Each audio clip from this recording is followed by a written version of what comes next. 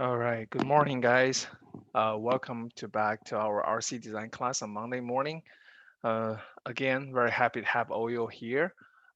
Today's going to be a very short lectures. The reason that we're going to finish the development lens calculation by example, and we will start talking about the design perspective for the lab actually. So before I get started, just want to quickly explain how this lab session works. So starting from Wednesday morning, I will start talking about how we're going to use computer tools, computational ways, essentially to facilitate your design of concrete beams and structures. All right. Now, you already know that out there in the consulting firm or design firm, they will use software, right, to design your structures, especially in terms of reinforcement. It got so automatic that you just need to provide dimensions and the loading condition to the structure, and the software can provide alternative choices for your reinforcement out there. Okay, but that is not exactly what we're going to do. We're going to offer you a safer way to design your structures. And some of you already have implemented that in the homework sections. That is, build your own macro in Excel sheet or Python code or MATLAB code that can help you check your design equations, right? So we'll talk about that on Wednesday morning. And we'll also introduce a problem that is a very strange, relatively strange structure in terms of beam structure in the modern concrete buildings. And we are going to use that as a template to show you how to use computer-aided tool to efficiently design the structures, okay, in a very speedy way. And so this will be the design lab for this course. And what will happen is on Wednesday, we will talk about how we're going to start the design and give you some instructions. And then we will let the TA to demonstrate some of the code or some of the software we can use to design for it. And we'll leave the time basically no class on Thursday or just office hour where the TA and I will be sitting and give you some instructions for you to finish the lab. Okay, so we'll give probably roughly a say 1 week and a half to 2 weeks to finish the lab. It won't be very lengthy. It will probably be in the form of extended homework in terms of report. Okay, which we'll talk more on Wednesday lecture. All right, so that's for the design lab and which we'll talk about more, like I said, on Wednesday. So if you have any more detailed question, may just want to hold on for it for a couple of days, and on Wednesday we'll review all the detailed information. Okay, all right, and also a quick review of the lecture content so far. So the final exams in the week of May 10th on a Friday, like I said again, it's a little bit early in the morning, so we'll probably do a setup in the afternoon, like 1 to 4 p.m. And we'll try to do the online version like we've been doing in the midterm exams. Hopefully that will work. And in terms of content, we'll have four problems. And the four problem will be broken down into multiple choices and filling in the blank. That is problem number one or two. And problem one or two will be covering the entire lecture, right? Whatever we have covered so far.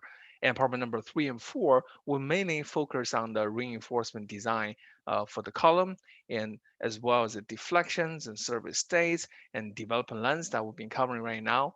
So that's roughly how these four problems will be broken down. All right. As we getting into more of the lecture, we'll start talking about the details. Okay. All right, so that's the quick two announcement I have.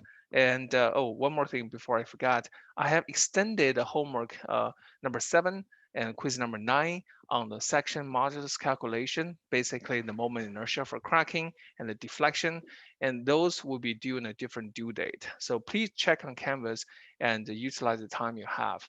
Now, a few of you have questions on how to calculate moment inertia. Please stay behind after today's lecture and we can go into a little bit details. All right. Okay. Now let's get back to the main content that is our development lens. All right. A quick review. Last time we have talked about the development lens and also showed you an example of how to calculate development lens. So here it is, a nice rectangular section, and we have a reinforcement details that have three number 8 bars to be developed. right? And we have number 4 stirrups spaced at 8 inches spacing. And concrete is a 4 KSI regular concrete, yield strength of 60 KSI steel, pretty much regular state, right? And we also have an interesting factor that is psi t, which is the position factor of the bars. And when we say position factor, it means that we have more than 12 inches of a fresh concrete buried underneath the bars. So that means we have a little bit weak strength in the top, so we have to have a longer development length, which is 1.3. All right. So for the stirrups, we have number 4 at 8 inches, nothing special. And we have a 1.5 inch of a concrete cover, and that is to the edge of the stirrups. All right. So we showed you a zoom in view. As you can see that this is detail illustrating the 1.5 inch of a concrete cover is from the edge of the concrete to the edge of the stirrups. And you count for the half inch of the stirrup size and also half inch of the bar size. That give you a 2.5 inch distance between the edge of the concrete to the center of the bars. Okay. All right. So we said we're going to use two approaches to calculate the development length, right? So one of the approaches is the conventional approach. That is, we use the longer equation, right? So in this long form equation, we have all these factors that are almost known, right? So psi t is a bar position factor 1.3, coating factor 1.0, and size factor 1.0 because it's 7 bar or larger. And we have number 8, definitely fits. And then we are looking at a concrete cover CB that is to be used to determine KTR with a confinement, which is the confinement factor, right? So CB has two definitions, right? One is a side cover, and we picked out the number 2.5, which is calculated from the detail calculation right here, right? So that is although from the top, you can imagine the side works the same as well. So this is 1.5, this is half inch, and again another half inch here, right? So that's roughly how we estimate it. And then the clear spacing between bars was determined as 3 inches. But in the requirement by ACI, it says CC divided by 2, so that is 1.5. So how do we know CC is 3 inches, right? So we expand the detailed view of the bars locations, right? And we have 3 bars, width is 12 inch, and we have all the requirements on the edges, and then we calculated the spacing between bars.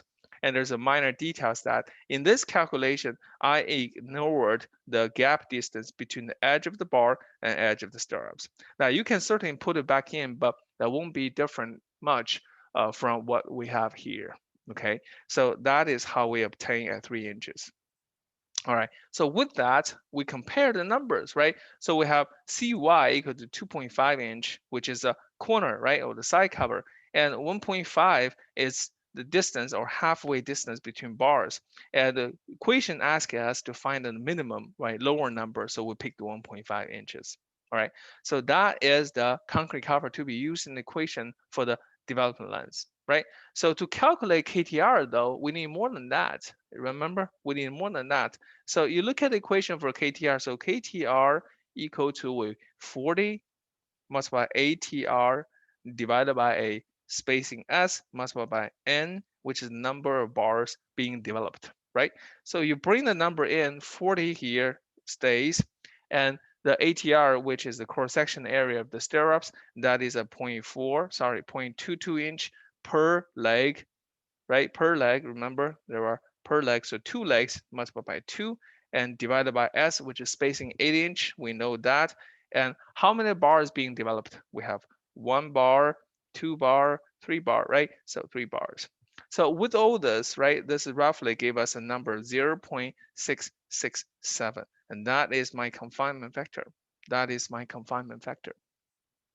Okay, so you bring the confinement factor in, and then we can calculate this KTR, right? So we can calculate this confinement factor, right? So CB plus KTR divided by DB equal to what, right? So CB now we have is 1.5 inch plus a KTR that is 0.667. 0.667. Now, some of you may ask, okay, what is a unit for KTR? You think of it, right? So on the top, we have inch squared, bottom we have inch. So this is actually in the unit in terms of inches, right? So 0.667 inch, right? Divided by dB, what is dB? Number 8 bar, so 1 inch. So the whole thing gives us a 2.167, right? And that is unitless. But remember this number, we have to keep it under 2.5. We have to keep it under 2.5. That's just the cap. That's just the cap. All right. So with this, right, let's looking back at the development length equation LD, right? So that is 3 over 40 and multiplied by Fy yield strength divided by lambda square root of prime C, and then multiplied by psi T, psi E, psi S, and divided by the CB plus KTR and divided by dB, right? So this whole thing outside and then multiplied by the bar diameter dB. Okay, so let's plug in the numbers, right? So 3 over 40 stays, and then Fy equal to 60,000 psi. Okay, 60,000 psi. And notice why I use psi is because at the bottom here, lambda equal to 1, so forget about it, don't worry about it. But square root of F prime C is in terms of square root of 4,000 and unit outside is psi. Okay, that's the reason why we need to convert, because we want to respect the unit of psi at the bottom for square root of F prime C. Okay, then this multiplied by the psi t, which is 1.3, we know that. Psi e coding factor, this is bare bar, no coding, so 1.0. And then size effect, right? Psi s, which is 1.0. And the bottom here, the confining factor is 2.167, freshly calculated, right?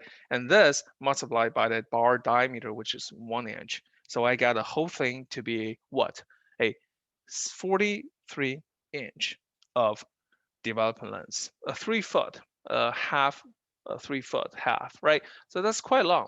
That's quite long. And this is using the conventional approach. This is to use the conventional approach. Okay. All right.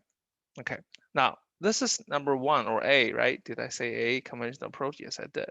So now let's look at the simplified approach. Let's look at the simplified approach, right? So it is not that long for the conventional approach, but yet still we want to see how fast we can go with the simplified approach. So what we'll do is that let me go back and open up the table where we've shown how we do the simplified approach. And this is a table, right? This is a table. So let me just copy this table right here. And imagine, right, I am going to do a homework just like you using this not so smart, but a little bit long table, right? So what we're gonna do is we're just gonna copy it down here, and zoom it in, right? Because it don't need that big, right? And see what it is, right? All right. So now from the simplified approach, right? Simplified approach is a tabulated format. We have all these criteria need to select, or criteria need to compare and select, right? So let me switch color to blue color, and let's see, right? Sorry, red color. Let's see, right, where we are. So first of all, it's number 8. So this criterion fits, right? It's number 7 or larger. We have number 8, so fits here. All right. Now looking at the case 1 or case 2, which one it is, right? So we have CB plus KTR divided by B bigger than equal than 1.0, CB plus KTR divided by B dB bigger or greater than 1.5. So what we have here is 2.167, and you are correct. Although using simplified approach, you still have to calculate CB plus KTR divided by dB. All right, so 2.167. I lean towards case 1. Okay, but before I go into case 1, I just want to verify, right? So take a look at this clear spacing. Is the clear spacing bigger than diameter dB? Sure, it is 1.5 inch plus 0.5 inch stepper, so 2.0 inch between the edge of the concrete to the edge of the bar. So we're fine, right? How about the stirrups? Yeah, we have stirrup ties. Okay, in the second case, right, it's clear spacing bigger than 2 dB. We don't belong here, but we belong here, right? We belong here. So it is a check. So number 7, larger check, CB plus KTR divided by dB bigger than 1.5 check, and the clear cover check. So which one it is? We're going to use this equation right here. Okay, so now with this equation, we can start calculating, right? So we're going to select, right? Select, very simple, LD equal to Fy psi t multiplied by psi e and divided by a 20 lambda square root of prime c, and then bracket outside multiplied by dB. Okay, so this is rather straightforward. Just bring the number, right? So 60,000 psi of yield strength. Psi t is 1.3, psi e is 1.0, and divided by 20, and lambda normal weight concrete 1.0 multiplied square root of what? 4,000 outside the square root of sine psi and multiply 1.0 inch. Okay, and you plug all the number and you get a 61.7 inch of a development lens, a whopping 61.7 inch. Why I said whopping? This is tremendously longer than the conventional approach, right? So I just want to mark here, this is longer than the 43 inch obtained from the conventional approach. Okay, much longer. And why is that? Why is that? Because the simplified approach is more conservative. Okay, so simplified approach is more conservative. Is more conservative. Okay, means it needs longer. Needs longer. So this is the point. This is the point. Okay, now you may ask, okay, in the exam, what we do, in the exam, we'll specify which format we need you to use to calculate the development length. Okay, either we're gonna say simplified approach or conventional approach or both, right? And compare, right? So you need to learn how to do the development length using both methods, Okay, all right, I'm gonna pause here. Any questions on the development length? Any questions on the development lens? Anything? Okay. We will leave a homework. We will leave a homework. Okay, today, later evening, with probably one problem on the development lens. Okay. Now you may notice that in the design guide, there are all kind of conditions, hooked bars, compression bars, and all that. And those we will not cover in this lectures, but we'll leave time for you to learn them yourselves in case in the job field later you'll come across them. But the methodology or the mechanism is quite same. It's quite similar. The only difference is that they have to account for several stress state and multiply some factors, which I don't think it will be too complicated. Okay. All right. So that's it for the development lens. All right. And we're going to open up the last but not the least, most important chapter in the RC concrete in RC concrete class. Okay, so what is the last thing we need to learn? That is the column design. That is column design. Like I said, today is going to be relatively short because I'm going to only open up this on the column design. Will not dive into it because it's just too much content. All right, rather give you a conceptual understanding of what is involved for the column design. Okay, so column design. Before that, let's do the column analysis first. Okay, so column, column is what? What is column, right? And it's just a vertical member, right? In your views of structures. So how we define that, right? How we define that? So we say that for a given column, or we say for a given column that subjected to an axial compression, subjected to axial compression. Okay. All right. So immediately you can see that the keyword here, the keywords here, the axial compression. Okay, that is the keyword here. So anything in the structure member that vertically that sustain axial compression, that is a column. That is a column. So compressive stress is critical for columns, right? So for a column that given axial compression, I want to take a look at the stress state, right? So what do you mean by stress state, Bob? It means that we want to see what kind of compressive stress or tensile stress a column is experiencing. A column is experiencing, right? Now, what is a column? Let me draw it, right? Let me draw it. So the column is just basically a rectangular section column, old-fashioned, nothing fancy, right? And we've seen this again, again, again. And let's just say this is a cut where we just cut the top of it, cap of it. And I want to find that in this, these are concrete. And I also will find rebars, right? Vertical rebars are in the column. So they're probably going to be vertical like that, right? Vertical like that, boring, but standing up like this. and these bars and concrete will together bear forces, right? Bear forces. So what kind of force, right? Of course, it will be the compression force. Of course, it will be the compression force. Okay, all right. So this is the state, right? It's just the compression acting like concrete with reinforcement in it. But if I take a look at it, I say, you know what? Let's just cut a cross section out. Cut the cross section out. I want to see the side view, right? I want to see the side view. So what's really happening is that when I see the side view, I see the nice concrete side view and with two vertical bars in the middle of it, with two vertical bar in the middle of it. Okay. And now this is the original section under compression, under compression force. All right. And when we compress it, what happens is that the concrete actually deforms. It deforms so small you don't see it, but actually deform just like that. So it get a little bit shorter and wider, right? Poisson effect, wider. So what's really happening is that if the original length of the column here, is so-called L, and then after shortage, right, after the deformation, we have a change of a length that is delta equal to epsilon L. What is epsilon? Epsilon is the strain, right? So epsilon is the axial strain. Axial strain in the column. Okay, axial strain in the column.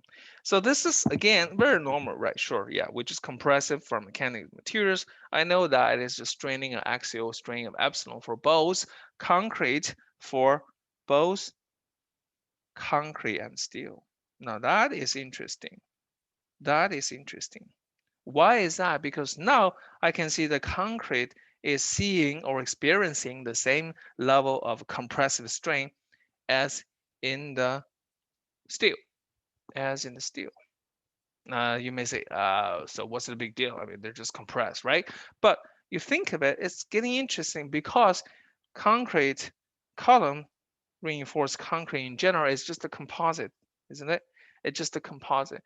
So if I plot the axial forces contributed by concrete, axial forces by concrete, right? And then I plot that versus the strain in concrete, which is the vertical strain in the column anyway, right? And then I want to see what it looks like. So the force versus strain, or the stress versus strain curve looks like what? Remember what concrete looks like. It's nonlinear, isn't it? So we'll first see a linear stage, then a nonlinear stage go all the way to the peak, and I draw this by stages on purpose so you kind of have a physical experiences, right? And after peak, it just busts, right? It busts, it cannot hold up together and it goes down like that, And if you really want to know, if you go further than this, and you should know that this is epsilon Cu equal to 0.003, remember? And the concrete go kapoof, no more resistance for you, no more resistance for you. Okay.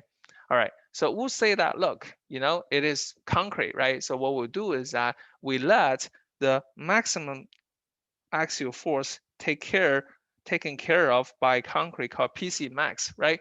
And usually you should know that that is essentially F prime C, the compressive stress of the concrete, multiplied by the area of concrete, area of concrete. Okay. However though, remember, it is not that perfect. Why? Because concrete usually fluctuates. Sometimes it hits F prime C, sometimes it does not hit F prime C. So there's going to be some fluctuation, and we have to use a coefficient K3 so to determine that. And for your information, K3 is equal to a 0.85, a more like a discount. Okay, and this number is determined by experiment. Okay, determined by experiment. Okay, but that is not too bad. Okay, so with the discount of K3 in front of prime CAC, I can get axial forces. So I got a concrete part. All right, now after that, I take a look at the steel. I say, look what the steel looks like, right? So you notice I have a plus sign because I don't want to confuse you. I have a plus sign here because the total reaction is going to be the concrete plus steel, right? So I look at the steel reaction. Again, I plot the PS, which is the axial force by steel, axial force by steel. And again, the x-axis is still the strain, in the column, which is epsilon, right? So what the steel will react, how the steel will react, right? So you think about the materials in steel, it is elastic plastic. So beginning, it will exhibit a linear behavior, remember? And it will hit the yield strength of the bar and just go horizontal, right? Just like that. And that is easy to calculate because I say PS max then should equal to a Fy, okay, yield strength of the steel, and multiplied by AST. AST is area of steel, okay, area of steel. All right, okay. So now you think of it. I have the concrete, okay. I have steel, right? Now I should get the total reaction of the column under pure axial compression. Pure axial compression. Okay, so the total reaction should look like what? It should look like this. So if I say this is P equal to PC plus PS, right? And this is x-axis, it's just the strain epsilon, right? And remember, this is also equal to the compressive strain of the concrete and compressive strain of the steel, right? So I add up these two curves. Before I do that, let me just plot them, right? Remember, concrete is good in compression. So immediately you should know that the compression force for concrete is a little bit higher up here, okay? And steel, right? Steel is a little bit stiffer in terms of Young's modulus, right? So we'll get you the strength immediately, but it will end up a little bit lower number here, okay? So this is concrete, and this is steel. I used a little bit dashed line, it doesn't show very clearly, but the aim of that is that the real reaction will give you what? It will give you almost a linear line and much stiffer than just concrete and goes all the way up to a peak force, goes all the way up to a peak force, okay? Now, these combined axial responses much better than individual concrete and the steel, okay? And we call this the maximum axial force that the column can take is P naught, P naught. All right, and you say reason, you may ask the reason why we put the P naught there, because this is pure axial forces. There's no bending moment. There's no tensile stress in the section at all. Everything's compressed equally, equally. And one more thing I may have forgotten, that this strain in the concrete is equal to the strain in the steel business coming from what? A perfect bonding, which we just talked about. It means no slip between the concrete and the bar, no relative motion between these two. Okay, so that is the state column for pure compression. All right, so knowing this, right, knowing this, what we can do is we can write out the equation for the compression forces in the column. So P naught, as I said here, P naught is the maximum forces, right, should equal to a K3, equal to a K3 F prime C AC plus Fy AST. Okay, so this, ladies and gentlemen, is the ultimate or axial compression forces, right? Axial forces for short column, okay? For short columns. And why short? Why short? Because for short columns, what we actually means no bending. Like this is not long enough to introduce any eccentricity or misalignment, okay? And so it's pure compression. It means it's just a stocky column. We're just gonna apply a compression force to it till it kapoofs, right? So on this equation, we have K, sorry, color. On this equation, we have K3, which is a discount number, accounting for concrete's own uncertainty. And this is determined by experiment. Believe it or not, early stage of researchers actually cast 1,000 columns just to compress them for fun and got this fitting number out of it. And AC, which is the concrete, right, area of a concrete, that is equal to AG, which is the gross area, minus AST, reinforcement. Okay, so AG is total or gross area, right? In essence, if it's a B, right, for example, and H AG just equal to BH. And if I have bars here, bars here, bars here, bars here, and quickly reminder, right? For axial forces, mostly your reinforcement will be for column, axial forces, short columns, mostly your reinforcement will be symmetric, Okay, so AST is definitely right here. AS inches squared multiplied N number of bars. Okay, so that is that. So gross area and AST is the area of steel, area of steel, area of steel. Okay, so that is all the coefficients you need to know for the pure axial forces of the column, pure axial force of the column. Okay, so boring, right? No surprise, no surprise. When I have a when I have a column that's subject to axial forces, split them into concrete and steel, get the material's basic behavior, add them together, and you get the total reactions, total reactions. Okay, so let me call this, this is the short column, okay, or pure compression. Okay, just to differentiate, this is a pure compression, short column, pure compression. All right, now after that, let's look at a little bit longer, right? Slender, right? So a little bit slender column, okay, slender column.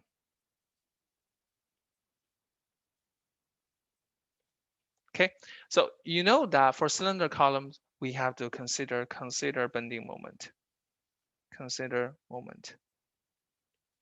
Okay, so why we need to consider bending moment, right? Where is the bending moment coming from? So let's take a look at the detail, right? We have a column sitting here. It's a relatively long, slender, and you see this in the first floor of the buildings, wherever you can see vertical supports, we have a longer column, right?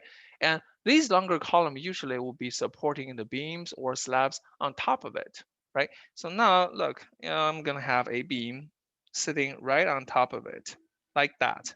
Okay. Now that's usually fine, isn't it? Usually fine, and I can just put my pads on it, right? And say, let me use a different color here, use a purple color here. Naturally, this is the center line of the column, right? Center line of the column. And I will just put the pass in the middle of it. I will just put the pass in the middle of it. Somehow, for example, somehow this construction worker wake up on the wrong side of the bed, right? He's thinking about, what? I'm not feeling like working very well today. I saw a pass. I just want to put it there. So let me just put it here. Okay, I did put there, but misaligned, right? So when I got misalignment, my axial force passed from the superstructure now has been shifted a distance e away from the regional center, right?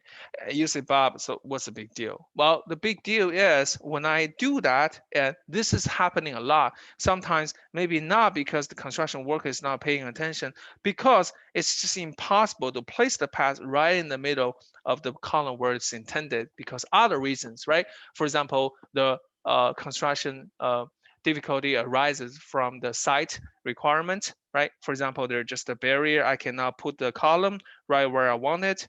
And for example, there'll be a shortage on the superstructures. So those can happen. So to account for that, right, I take a look at the cross section, right? I'm drawing the stirrups and the vertical reinforcement just like that, right? So I look at the center line, and I know my axial forces is not sitting right in the middle of it. Instead, it's sitting distance E away from the center, right? So what happens is that you think of it for the section, not only it will get shortened, but also you create a pivoting bending moment that the section will bend just like a beam. Right? So in this case, we say that not only we have to consider the compression, we also have to consider the bending moment caused by the eccentricity, PE here. All right, so that's what's different from the short columns. So given the situation, I say, you know what? I bet the stress inside the column will change as well, and you bet right. So take a look at the stress state, right? So from the side view, I have a column and center line is right here, and axial forces is eccentricity E away from the column, right? So what happens is that this is equivalent to a combined forces in mechanics materials, if you remember. Combined forces, right? What are these two combined forces looking like? So one of that is I can shift the total compression force to the center of the section, but I have to add a moment, which is PE. I have to add a moment, which is PE. Okay. So now with this, I can look at the stress state. I can look at the stress state. All right. So to get the understanding of the stress state, I have to visualize how this section deforms, right? How this section deforms. So I think of it, right? So now with this, originally the dashed line is the shape of the column. And after deformation, what actually happens is that under the compression force P, this whole section sinks, right? Whole section sinks because I have a uniform compressive stress here, and that is P over A. And to know the sign, and this is compressive, so negative sign, all right? But on top of that, from mechanics material, you also know that because of the bending moment, and this bending moment is going this way, so I have more of a compression force on the right side of the column, and I have a tensile stresses generated by the bending moment. Okay, so this is the tensile stress generated as a positive sign, and this is compressive stress generated by the bending moment as a negative sign. Okay, all right. So what happens? What happens that is I have the combined stress state now. So the stress in my column sigma is no longer just P over A, is no longer P over A. But P over A, which is compressive by the axial forces, multiplied by the moment generated tensile and compressive stresses, right? The moment generates the tensile compressive stresses. And naturally, the moment is PE, and the Y is the distance from the centroid of the section to the distance where you want to find the stresses at. So that is the stress. That is the stress. Okay, so now this is the stress state in the concrete, stress in the state in the concrete. So I look at the stress state distribution figure right here, and I start to investigate, right? I see that the compressive stress is uniform caused by axial forces, right? And if I have bending moment, I'll introduce more compressive stresses and a little bit tensile stresses. And to look at these two sides of it, right, left and the right, I know that for the tension zone, the compressive stress generated by the axial force get compensated or balanced out by the tensile stress.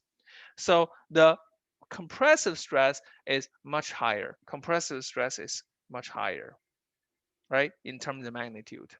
So I say that at moment of failure for column, right, at moment of failure, column, unlike beams, columns, unlike beams, okay, will mostly fail in what? Will mostly fail in compression. Okay, mostly will fail in compression, right? So there's not a whole lot of yielding going on, not a whole lot of yielding business going on in the column. Okay, so at failure, what really happens is that the compressive stress in the concrete sigma has reached the failure stress of the concrete, which is FC prime. Okay, FC prime. Okay, so now that is where we have the failure, where we have the failure. Okay, all right. So this is where I think a good stop. We're just going to stop here, and this is where the bending column opens, right? And we'll get into a little bit more details next week, actually on Monday, and we'll finish the column design next week. But on Wednesday, we'll start the design lab, which is the day after tomorrow. Okay. All right. I'm going to stop here, and you're welcome to stay behind if you have any questions. All right. Thank you, and see you on Wednesday. Thank you, Professor. Yep. Thanks.